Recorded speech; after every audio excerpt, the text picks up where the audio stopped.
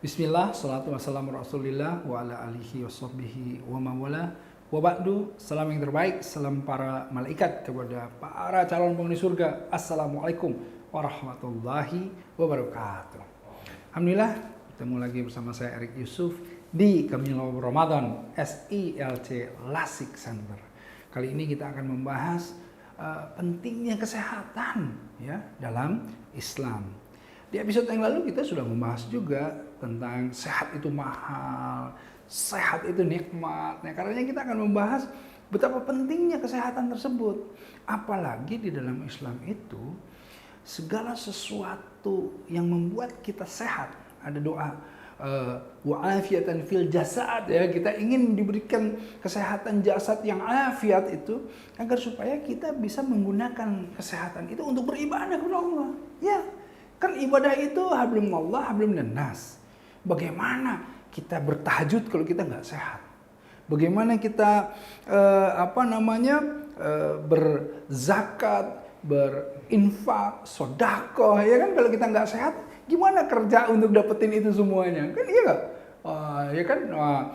Inilah yang penting di dalam kita itu beribadah, kita masih sehat. Karenanya seluruh faktor yang menunjang kesehatan menjadi penting. Salah satunya apa? Bersih. Itu jadi penting. Ya kan? Bahkan kita mengenal yang namanya an-nazafatu minal iman ya. Di mana yang namanya kebersihan bagian dari iman. Ini memang bukan hadis, tetapi sesuatu yang memang dipentingkan di dalam agama. Kebersihan. Nazafatu minal iman. Nah, yang hadis itu at-tahru ya. Satrul iman. Kenapa? Tahuru itu kesucian ya. Yang namanya kesucian itu itulah sebetulnya setengahnya dari keimanan. Beda lah ya bersih sama suci. Gini. Yang namanya kita sholat, kita harus berwudu, artinya mensucikan diri kita dulu. Tapi bukan artinya membersihkan. Kalau bersih itu yang mandi. Tapi kalau wudu lain. Bayangkan kita berwudu kan sebagian-sebagian. Bahkan ada yang tayamum sebagai syarat syah untuk sholat kalau nggak ada air, kan begitu. Nah, jadi artinya ini beda. Tapi yang namanya bersih, ini yang menjadi penting. Bayangkan dulu ya, Rasulullah SAW itu menuntun mengarahkan umat muslim ya di zaman Quraisy jahiliyah itu sampai bisa terlihat bedanya. Apa bedanya? Dari rumahnya saja udah beda. Semua halaman orang-orang mukmin itu bersih. Karena Rasulullah mengarahkan kita harus bersih. Kemudian semuanya badannya bersih-bersih. Kenapa? Karena selain mereka itu berwudu setiap harinya 5 kali, ya, juga mereka mandi besar di hari Jumat. Kan coba bayangkan bukan di kita kan banyak air ya, tapi ini di gurun.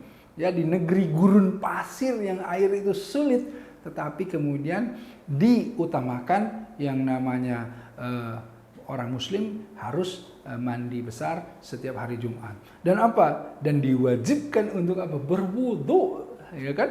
Dalam 5 kali, setidaknya 5 kali minimal sehari. Artinya bersih. Itulah faktor penunjang yang namanya kesehatan.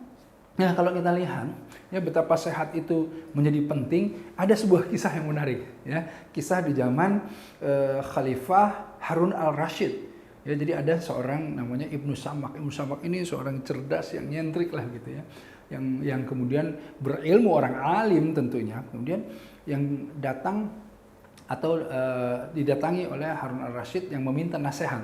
Kemudian Ibnu Samak mengatakan bahwa seandainya ya, satu gelas ini ya, aku menahannya atau Allah menahannya darimu ya, dan kamu tidak bisa minum ini sampai kamu kehausan yang haus, sangat haus karenanya, apakah kamu mau menukarkan segala sesuatu ini yang namanya jabatan, kemewahan, ya duniamu ini untuk yang namanya segelas air tersebut?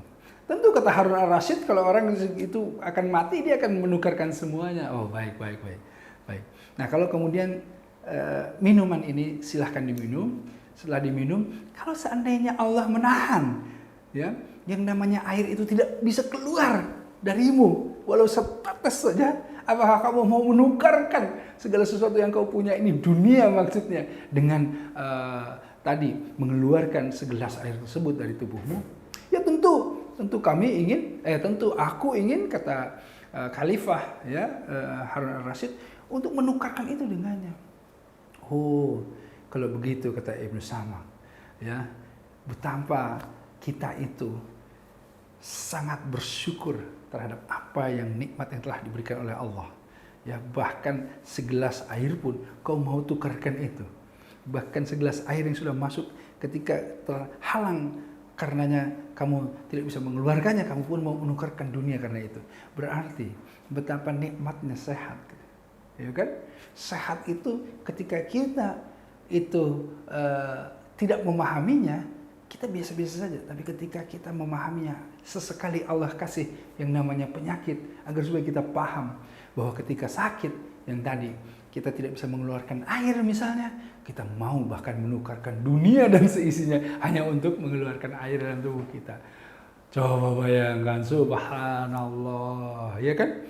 Nah, itulah pentingnya kesehatan dalam Islam. Jadi kalau kita mau beribadah, kalau kita mau bermanfaat, kalau kita mau beramal tanpa yang namanya sehat, bagaimana kita bisa beramal, beribadah, ya, membuat segala sesuatu manfaat bagi orang-orang gitu.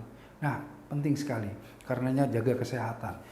Kesehatan mata, tentu kesehatan telinga, kesehatan lisan kita, jasadiah kita, dan juga tentunya apa? Kesehatan batin kita, ya. Istiqomahkan dalam menjaga kesehatan. Alhamdulillah, itu saja yang ingin kita ingatkan bersama-sama, ya. Dan ingat, tidak ada yang lebih baik dari yang berbicara ataupun yang mendengarkan. Karena yang lebih baik di sisi Allah adalah orang-orang yang mengamalkan perintah Allah, ya. Itu saja dari saya. Saya Erik Yusuf. Billahi taufiq wal hidayah. Assalamualaikum warahmatullahi wabarakatuh.